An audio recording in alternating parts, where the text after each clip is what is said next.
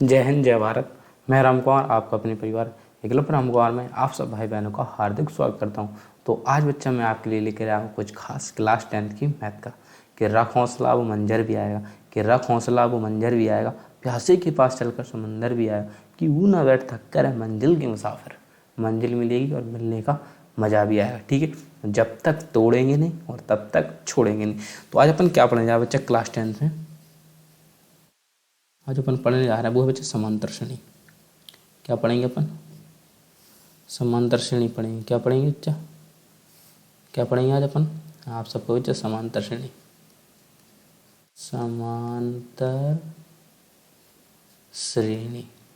तो किसके बारे में अपन अध्ययन करने वाले बच्चा? समांतर श्रेणी के। तो आप सबको अभी ये क्या होती है समांतर श्रेणी? तो मैं आपको बताना चाहूँ समांतर श्रेणी का एक परिचय देता हूँ कि जैसे हम जानते हैं कि निश्चित स्थान पर निश्चित नियम द्वारा बनाई संख्याओं का कोई क्रम। क्या समांतर श्रेणी मतलब एक सा क्रम, जैसे कि 2, 4, 6, 8, 10, 12, जैसे 3, 6, 9, 12, 15। तो एक ये क्या क्रम है? समांतर क्रम रहना चाहिए, कोई भी क्रम हो, चाहे तो 1, 2, 3, 4, 5, 6, 7, 8 हो, ठीक है, चाहे 2, 4, 2, 6, 2, 8, 2 का पाड़ा हो, 3 का पाड़ा हो, तो एक अंतर समान होना चाहिए, उसी को अपन समांतर श्रेणी कहते हैं, एक अंतर होना चाहिए। तो इसमें अपन क्या पढ़ेंगे? जिस चीज़ को अपन अध्ययन करना है वो क्या है? पहले नंबर पर आती है अनुक्रम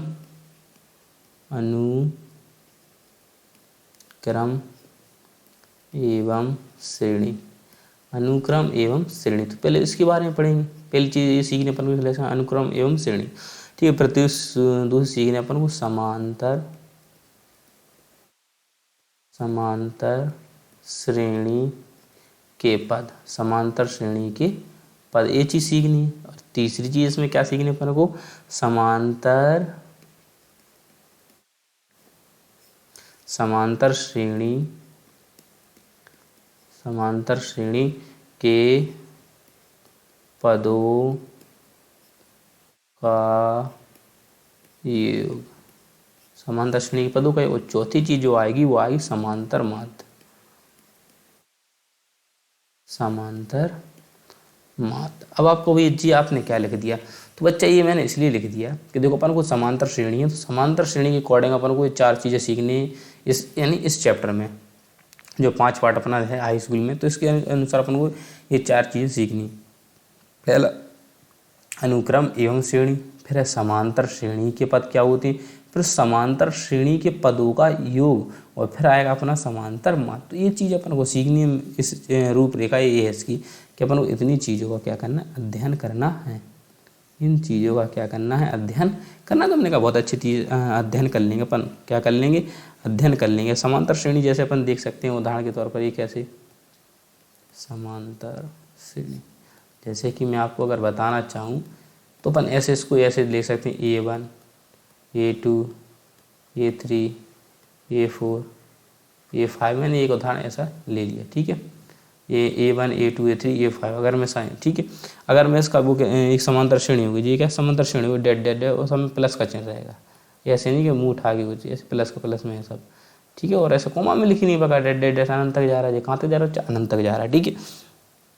अब जो डी होता है क्या, स्मॉल डी, इसको कहते हैं सर्वांतर। सर्वांतर देख लूँ मैं इसको अच्छा, सर्वांतर।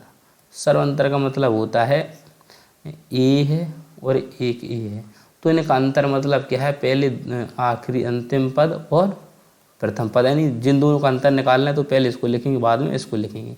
कहने का मतलब जो इसका दिया है तो इसमें ये 2 पदों में ये क्या है? अंतिम पद है। यानी मैं इसको देखूं और इसको देखूं तो मेरे लिए ये है अंतिम पद और ये है पहला पद। तो अंतिम पद और माइनस क्या होगा? पहला पद। मेरे लिए क्या होगा? ये पहला पद। क्या होगा बच्चा? आपको भैया आपके लिए पहला पद होगा। जी अंतिम पद और जी पहला पद नहीं, जो जिसमें निकालना। अगर मैं इसमें से और इसमें से निकालूंगा तो ये मेरा, इसको मैं पहले लिखूंगा, इसको बाद में लिखूंगा। अगर मैं इसका और इसका अंतर निकालूँ तो इसको पहले, इसको बाद में। लेकिन इतनी दूर का अंतर नहीं होता है, 2 संख्या पास होती है उनका अंतर लिया जाता है, ऐसे नहीं होता। हाँ, आप 2 पास की संख्या नहीं, अब बगल ऐसे जे और जे आप ले सकते हो, ए और ए आप ले सकते हो, और ए आप ले सकते हो। ये नहीं कि A1 को ले रहा और A3 को ले रहा, तो ये तो गलत है। ये क्या है बच्चा? गलत है। तो ऐसे अपन को नहीं लेना है, ठीक है।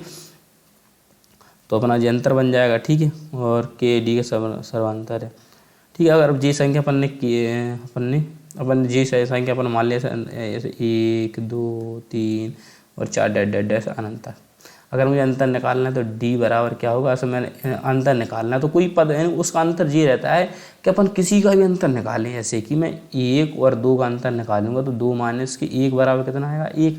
अब ये जरूरी नहीं कि मैं इसी का अंतर निकालूं, मैं किसी का भी, ऐसे इधर 5 लिखा होता 6 भी लिखा होता, तो अगर मुझे इन दोनों का भी अंतर निकालना तो एक सा आना चाहिए। क्या आना चाहिए बच्चा, समान आना चाहिए। देखो इसका भी एक आ रहा, तो इसका मतलब ये है समांतर श्रेणी है। ये क्या है, समांतर श्रेणी। ऐसा नहीं कि इधर आ रहा एक अंतर और मैंने इधर अंतर लिया तो इधर आ रहा 2 अंतर, तो फिर वो समांतर श्रेणी नहीं कहलाई। कहने का मतलब जो भी अपन को संख्या देती हैं उनमें से किसी का भी अपन अंतर करते हैं वो समान आता है तभी वो समांतर श्रेणी कहलाती है, अन्यथा नहीं कहलाती है। क्या नहीं करती, नहीं कहलाती है, कहलाती नहीं है। ठीक है, अब श्रेणी का पहला पद ए। अब देखो ऐसे मान लो श्रेणी, कोई भी श्रेणी दी आपको, क्या दी, श्रेणी, कोई एक श्रेणी दी, तो श्रेणी का जो पहला पद होता है, पहला पद, ये बहुत इंपॉर्टेंट जानना आपको बच्चा कि पहला पद को अपन क्या कहते हैं, आप सबका हो गया ए। और सर्व अंतर को तो आप जान ही चुके हैं, सर्व अंतर को किसको, जिसे अपन सर्व अंतर को जान ही चुके हैं, इसका मतलब इसे किससे प्रदर्शित करते हैं, तो आपने कैसे भैया डी से प्रदर्शित करते हैं। पहला पद ए होता है, सर्वांतर डी को कहते हैं सर्वांतर। ठीक है, और अब इसके बाद आता है जे चीज़ें दी हैं, इसमें से फिर आगे और देख रहे हैं अपन। ठीक है, और इसमें एक चीज़ और आती है, अंतिम पद एल के लिए थे, वो भी मैं आपको बताऊंगा। ठीक है, तो अगर मैं इसमें से रूप रेखा बनाऊंगा तो मेरी क्या बनेगी, ऐसे अगर मुझे ऐसे श्रेणी बनानी, क्या बनानी, श्रेणी, तो श्रेणी क्या होगी इसकी, ए प्लस के ए कॉमा, फिर ए प्लस के डी, फिर ए प्लस के 2D, फिर ए प्लस के 3D। तो इस प्रकार से श्रेणी बनती चली जाएगी। अब आपको भैया आपने इसको ऐसा क्यों लिखा, क्योंकि मुझे सिर्फ पहला पद पता था और मैं अंतर क्या करता हूँ, अंतर मुझे निकालना, तो डी बराबर क्या होता है, अंतिम पद ए प्लस के डी माइनस के ए, तो जो घटाएंगे कट गया तो क्या बचा डी, और डी तो अपन को प्राप्त करना था, अंतर आ गया अपना। ऐसे अगर इसमें से इसमें करूँगा तो ए से कट जाएगा, 2D में से एक डी घटेगा तो क्या बचेगा डी, तब भी अपने पास क्या होगा बच्चा, डी ही प्राप्त होगा, तब भी अपन को क्या होगा, डी ही प्राप्त होगा। ठीक है, अब अनुक्रमिक समांतर है जिसका पहला पद 2 है, सर्वांतर 3 है। अगर मैं आपसे कोई उदाहरण दे देता हूँ, जैसे कि अगर आपको मैं से पूछता हूँ, अगर मैं आपसे पूछता हूँ कि ऐसे 2, 5, 8, 11, तो इस श्रेणी में मैं कहूँ आपसे कि पहला पद बताओ, पहला पद, तो शिल्पा कह रही पहला पद तुम्हें बता देंगे। मैंने क्या है कि जो सबसे पहले वही पहला पद, तो मैंने कहा वेरी गुड। मैंने कहा अंतिम, मैंने कहा इसका डी बताओ, डी कितना हुआ, तो आपने कहा ये कोई भी 2 संख्या होगा अंतर, तो मैंने कहा 11 और माइनस के 8 कर दो, कितना आया 3, तो डी इसका 3 है और पहला पद ए है। आशा कर दूँ आपको समझ में आ गया होगा। और जैसे कि मैं और देखता हूँ, जैसे कि एक उदाहरण और आपको देता हूँ करने के लिए,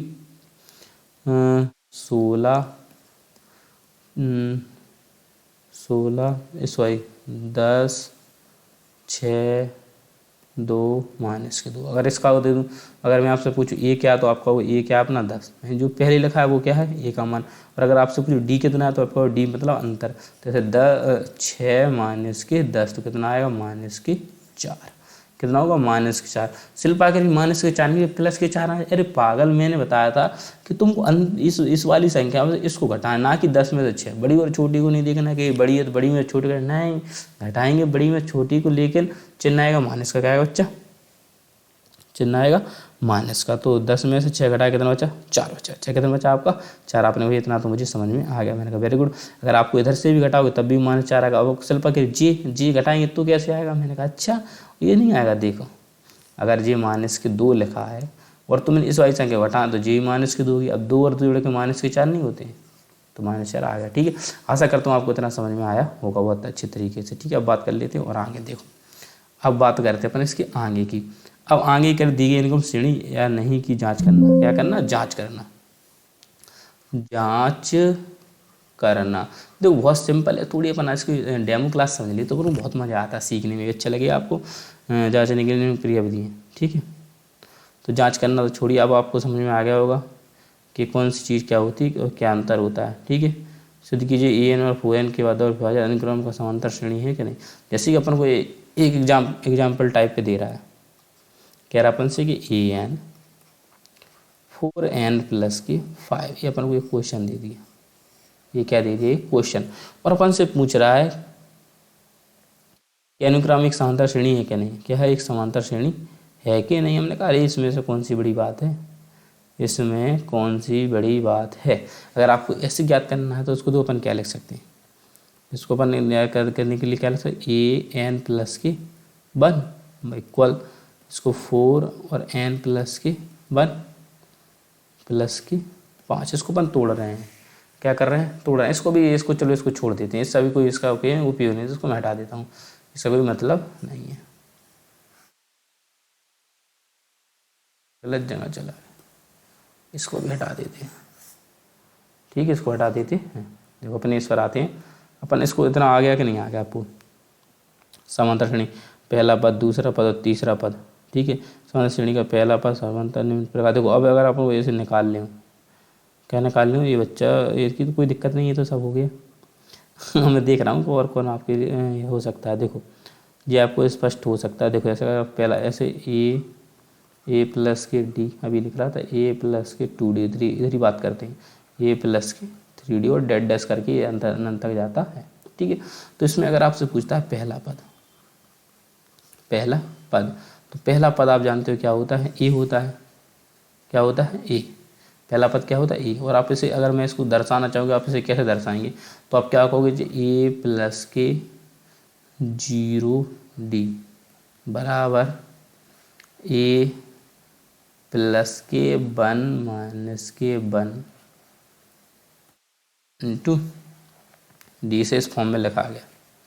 अब आपको भी इसे जो फॉर्म, ये फॉर्मूला है, ये क्या है, फॉर्म है, ये क्या अच्छा फॉर्मूला है, जब भी आपको बता रहा। देखो ठीक है, इसको ऐसे लिख सकते हैं जैसे कि ये सूत्र होता है, सूत्र ना आप कन्फ्यूजन में रहेगा, ए प्लस के एन माइनस 1 इंटू डी, ये फॉर्मूला होता है। किस, ये क्या होता है, चाहे फॉर्मूला होता है किसका। अब आप कहोगे पद ज्ञात करने का, किसका ज्ञात करने का, पद ज्ञात करने का।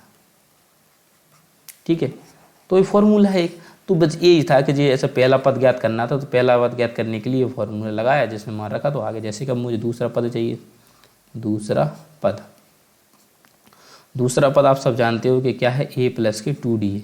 दूसरा पद क्या है, ए प्लस के 2D। अगर मैं कहूँ इसे निकालना है तो कैसे निकालेंगे, सूत्र में ए का मान कितना है, आपको ए का मान तो ए है, प्लस अब एन का मान कितना है, एन का मान, तो एन का मान कितना का होगा आपको 2, क्योंकि आपके पद कितने हो गए, अब पहले एक पद था, अब कितने पद हो गए आपके पास, आपको हो गए 2 पद हो गए। क्या होगा, ए प्लस के AD होगा, 2D नहीं AD होगा। दूसरा पद क्या होगा, AD। पहले आपके पास एक पद था, ये संख्याएं दर्शा रही कि कितने पद हैं। एन का मान का मतलब क्या है, एन का मान, जो एन का मान का मतलब जितने पद पूछ रहा हो, जितने पद हो, उसी को अपन किसके बराबर लिखेंगे, एन बराबर।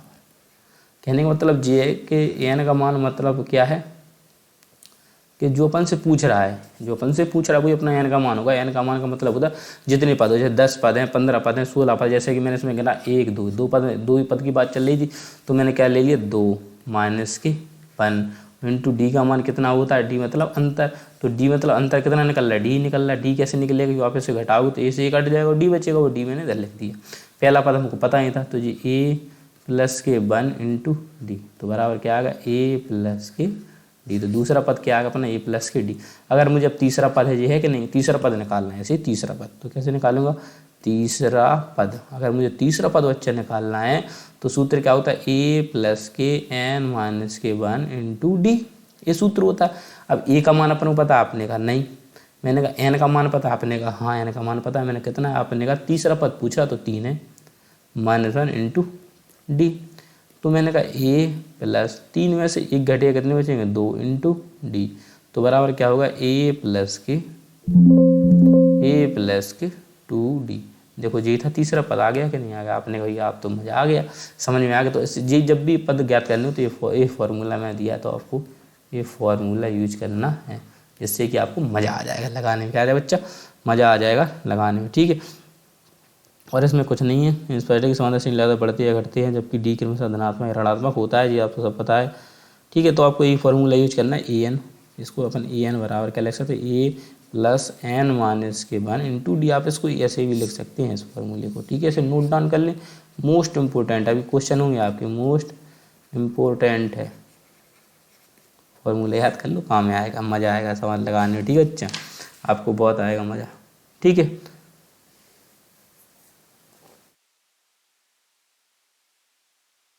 ठीक है। अब इसके कुछ नियम कह रहा है, जैसे कि समांतर श्रेणी कुछ विशेष गुण। अब इसके विशेष गुण हो पाए इतना आपको समझ में आएगा, उसको मैं रफ कर देता हूँ बच्चा। ठीक है, इसको अच्छे नोट डाउन कर लें, मैं इसको रफ कर देता हूँ।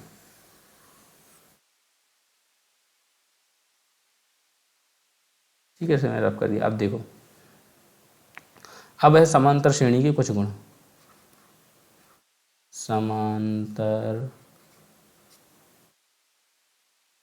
श्रेणी के कुछ गुण।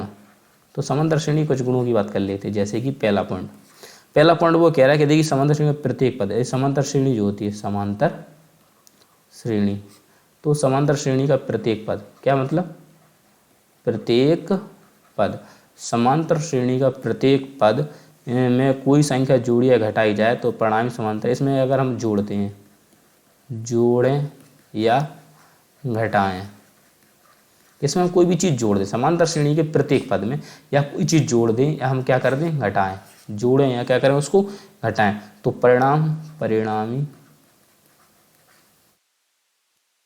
श्रेणी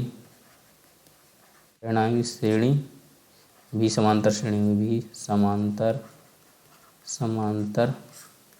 श्रेणी होगी। कहने का मतलब ये क्या कहना चाहता है, अगर मैं आपको कोई भी संख्या दे देता हूँ, मान लो कोई पद दिए हैं, तो आप उसमें उसके प्रत्येक पद में चाहे कुछ जोड़ें या चाहे कुछ घटाएं। मैंने मतलब ऐसे, मतलब आप दो घटा रहे हो, प्रत्येक पद में से दो घटा रहे हो, तो जो उसका परिणाम आया घटाने के बाद, तो वो भी एक समांतर श्रेणी कहलाएगा। या अपन उसमें कुछ भी ऐड करते हैं प्रत्येक पद में, जैसे दो ऐड करना, तो प्रत्येक पद में दो ऐड करते हैं, तो उसका परिणाम भी क्या होगा, समांतर श्रेणी होगा। ये मोस्ट इंपॉर्टेंट है, क्या है, मोस्ट है। अभी आपसे पूछ ही लेता क्वेश्चन है सिंपल सा। जैसे दूसरा पॉइंट आपसे क्या कह रहा है, दूसरा पॉइंट बच्चा ऐसा कह रहा है, किसी भी समांतर श्रेणी के प्रत्येक पद में, यानी समांतर श्रेणी, अब जी समांतर श्रेणी है, समांतर श्रेणी के प्रत्येक पद में। अब देखो इसमें क्या कह रहा है, प्रत्येक पद में, किस बच्चा, प्रत्येक पद में क्या है, चाहे गुणा करो, गुणा या भाग। अगर इसमें अपन गुणा या भाग करते हैं, कहने मतलब समांतर श्रेणी के प्रत्येक पद में चाहे अपन गुणा करें या अपन भाग करें, तो उसका जो परिणामी होगा ना, जो परिणाम आएगा, परिणामी मतलब क्या है, जो उसका भाग करने पर, प्रत्येक पद में मैं दो से गुणा कर रहा हूँ, तो प्रत्येक पद में परिणामी क्या होगा, गुणा या भाग किए जाए तो परिणामी श्रेणी भी समांतर श्रेणी होती है। तो परिणामी श्रेणी जो उसके भाग या गुणा करने पर जो अपन को श्रेणी प्राप्त होती है, परिणामी श्रेणी भी, वो क्या कहलाएगी बच्चा, वो भी समांतर श्रेणी होगी, वो भी समांतर श्रेणी होगी। अब मैं आपको अभी उदाहरण से बता दूंगा, होगी श्रेणी होगी। तीसरा पॉइंट देख लो, फिर मैं आपको तीनों के एग्जाम्पल बता देता बच्चा। ठीक है, डरने वाली बात कोई नहीं। ठीक है, तीसरा क्या, दो समांतर श्रेणियों की। अब बात कर रहा है दो समांतर श्रेणी, दो समांतर श्रेणी, दो क्या बच्चा अपने पास, समांतर श्रेणी। तो दो समांतर श्रेणी के संगत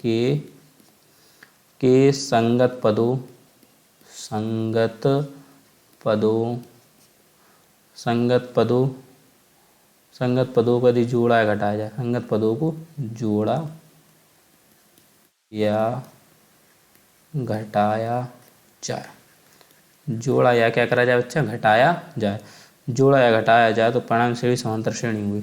तो श्रेणी बनेगी, वो भी क्या बनेगी, श्रेणी, परिणामी श्रेणी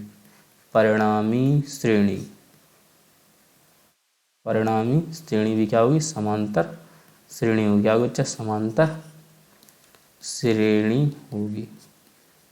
तो ये भी क्या होगी, समांतर श्रेणी ही होगी। अगर आप इसके दो समांतर श्रेणी के संगत पदों को, ऐसे दो समांतर श्रेणी, जैसे मैं अगर 3 दिया, 5 दिया, 6 दिया, सबसे पहले तीसरे का एग्जाम्पल देखते हैं। तीसरे का एग्जाम्पल से बताता हूँ जी, इसी का एग्जाम्पल। ठीक है, 3 5 सॉरी 4 5 6 7, एक जी श्रेणी होगी, और एक श्रेणी कैसे होगी, एक श्रेणी अपनी होगी 6 8। तो वो कहना क्या चाहता है, दो समांतर श्रेणी में, एक ए है और एक अपने पास ए है। वो कह रहा दो समांतर श्रेणी संगत पद का मतलब है कि 4 और 2, तो 4 और 2 को जोड़ूंगा मैं 6 होंगे। अब जे इसके संगत और जे इसके संगत, तो 4 और 5 कितने होंगे, आप कहोगे 9 होंगे। फिर इसका संगत और इसका 6 और 6 कितने होंगे, आपने कहा 12 होंगे। फिर आपने कहा इसको और इसको, तो 8 7 कितने होंगे, आपने कहा 15 होंगे। अब इनका अंतर निकालो, 9 में से 6 जाएंगे देखो 3, 12 में से 9 जाएंगे 3, 15 3 का 3, तो देखो समांतर श्रेणी प्राप्त हो रही कि नहीं हो रही। तो ये वो दिखाना चाहता है कि दो समांतर श्रेणी है तो उनके संगत पदों का, यानी पहला पद पहले से और दूसरा पद दूसरे से और तीसरा पद तीसरे से और चौथा पद चौथे से जोड़ने पर उनका जो श्रेणी बनेगी वो भी एक समांतर श्रेणी बनती है। अब सेकंड का एग्जाम्पल देखें। सेकंड का एग्जाम्पल क्या होगा, वो कह रहा है कि समांतर श्रेणी के प्रत्येक पद में, ऐसे मान लो अपन ने समांतर श्रेणी दे 2 3 4 5। अब इसमें क्या कर रहा है अपन, प्रत्येक पद में 2 से, प्रत्येक पद में 2 से गुणा, कितने से, 2 से गुणा। अगर मैं इसमें 2 से गुणा करता हूँ तो देखो 2 से गुणा करूँगा इसके प्रत्येक पद में, कितने से, 2 से। तो देखो 2 दूना 4, 2 तिया 6, 2 चौको 8, 2 पंच 10। तो देखो ये सारणी समांतर बन गई, 4 2 6, 6 और 2 8, 8 और 2 सब में तो पता है आपको, देखो 2 2 जुड़ रहे हैं तो समांतर श्रेणी बन गई कि नहीं। इधर देखो एक एक जुड़ रहा था, एक ही जुड़ रहा था, देखो मैंने 2 का गुणा किया तो देखो इसमें सब में 2 2 जुड़ रहे हैं, तो ये भी समांतर श्रेणी प्राप्त हो गई। अगर ऐसे मैं आपको और उदाहरण देना चाहूँ, अगर भाग का, जैसे कि मैं इसमें लगा 4 8 12 16, प्रत्येक पद में 2 से भाग, कितने, प्रत्येक पद में 2 से भाग। अगर मैं इसमें भाग की बात करता हूँ अच्छा, तो प्रत्येक पद में 2 से भाग देना है मुझे, क्या देना है, प्रत्येक पद में 2 से भाग। तो देखो 2 दूनी 4, 2 चौको 8, 2 छक 12 और 2 अट्ठे 16। देखो 2 2 का अंतर प्राप्त हुआ कि नहीं हुआ, आपने कहा ये हुआ तो है, हुआ कि नहीं हुआ, आपने कहा भाई बिल्कुल प्राप्त हुआ हमें। तो ये तो मैं दर्शाना चाहता था, अंतर प्राप्त हुआ कि नहीं हुआ। तो ये कहने मतलब चाहे आप गुणा करो चाहे आप भाग करो, इसी प्रकार से आपका जोड़ रहेगा। क्या या क्या रहेगा, जोड़, तो कुछ भी उसमें जोड़ दो, ऐसे का 1 2 3 4 ऐसे दी, इसके प्रत्येक पद में आप क्या कर दें, 2 जोड़ दें। तो 2 जोड़ोगे तो इसमें कितने होंगे, 3, इधर कितने होंगे 5, इधर कितने होंगे 3, 2 और 2 कितने होंगे 4, ऐसे 2 3 और 2 और 2 कितने होंगे 4, 3 और 2 कितने होंगे 5, 4 और 2 कितने होंगे 6। देखो समांतर प्राप्त हो, घटाओगे तो आपका कितना, माइनस में आ जाएगा बच्चा। तो आशा करता हूँ ये तीनों पॉइंट आपको मोस्ट इंपॉर्टेंट थे, जो आपको समझ में आ गए होंगे। अब थोड़ी सी बात और कर लेते हैं, देखो अब थोड़ी बात और कर लेते हैं। इसमें क्या है, समांतर श्रेणी में अंतर, समांतर श्रेणी में अंतर। अब समांतर श्रेणी में क्या करते हैं, समांतर श्रेणी के वंचित संख्याओं के मानने के नियम। अब ये क्या करना, मानने के नियम है कि समांतर श्रेणी में वंचित, जो वंचित नहीं रह जाते हैं, वंचित संख्याएं, वांछित संख्या, जो वंचित बची है, वांछित संख्याओं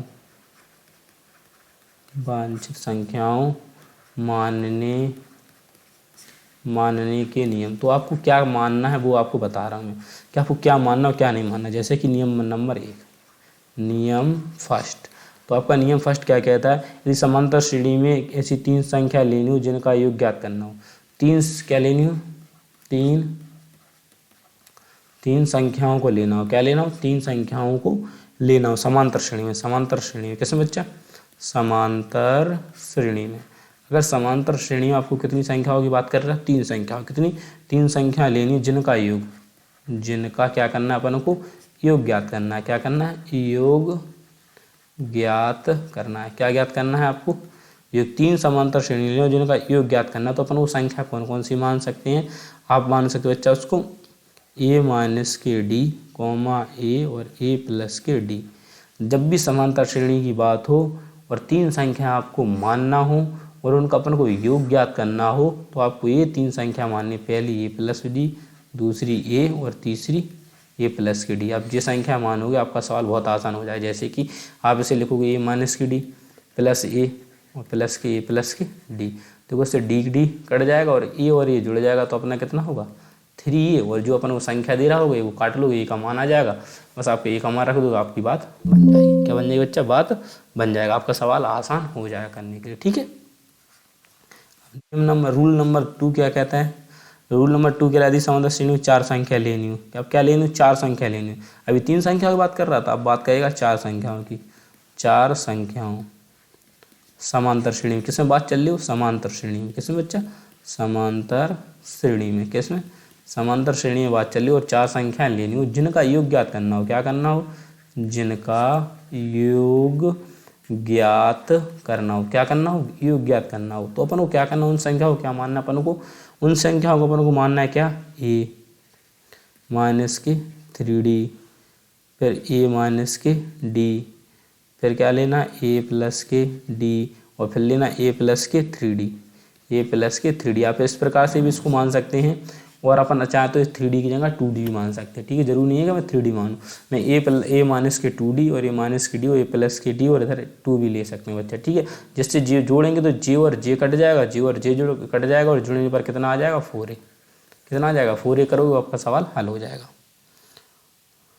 अब बस इसी बात से 5 संख्या लेनी है, अब वो क्या करेगा, नियम 3 की बात करेगा 5 संख्याओं की, क्योंकि ऐसे 5 संख्या दे देगा अपन को तो पता नहीं, तो अब 5 संख्याओं का निकालना है, और वो किस क्रम में बच्चा, समांतर श्रेणी क्रम में, किस क्रम में बच्चा, समांतर श्रेणी के क्रम में, किसमें, समांतर श्रेणी के क्रम में, योग ज्ञात करना है, क्या करना है उनका, योग ज्ञात करना। तो वो संख्या अपन क्या मानेंगे, तो आपको उसको उन संख्याओं को मानना क्या है, बहुत आसान है, क्या है, बहुत आसान है। देखो क्या, आप मान लो ए प्लस की 2d, ठीक है, और फिर मान लो हाँ ए माइनस के 2d, ए माइनस के 2d, फिर ए प्लस के डी, फिर ए मान लेना, फिर क्या मान लो, ए माइनस का रहेगा, क्या करेगा बच्चा, माइनस का, फिर ए माइनस ए प्लस के डी और ए प्लस के 2d।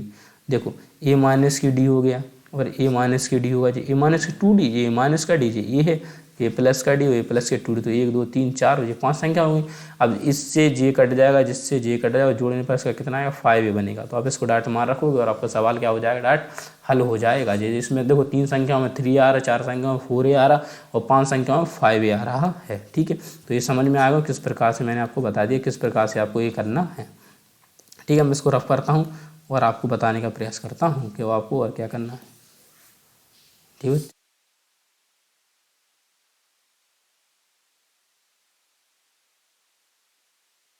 इसको मैं अपन रफ कर देते, इसके साथ खेलते हैं।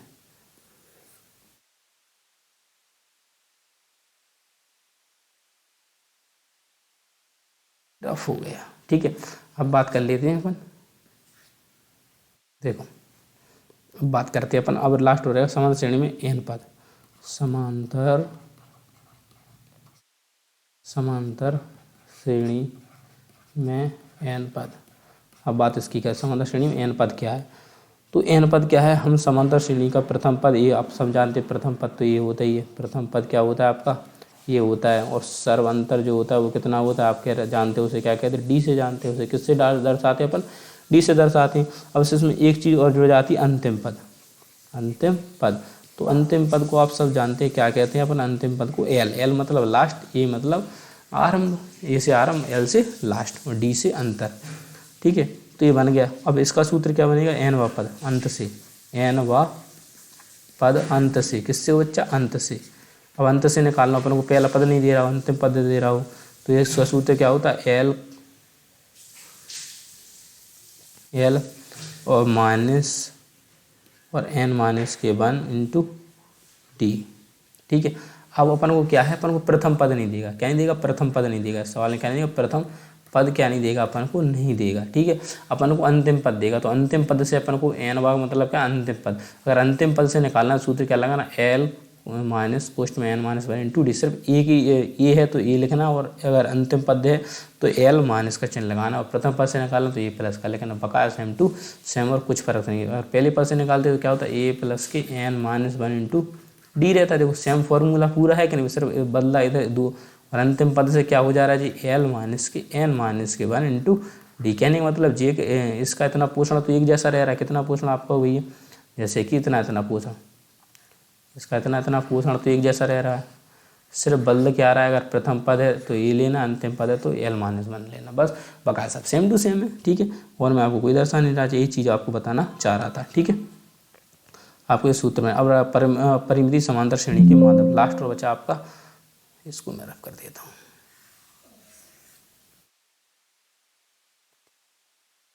देखो अब बात कर लेते परिमिति, लास्ट रहेगा आपकी, फिर एक्सरसाइज स्टार्ट होगी। परिमिति परिमित परिमित समांतर श्रेणी के मध्य पद, ठीक है। तो अब ये आपके सामने रहा, ठीक है, मध्य पद।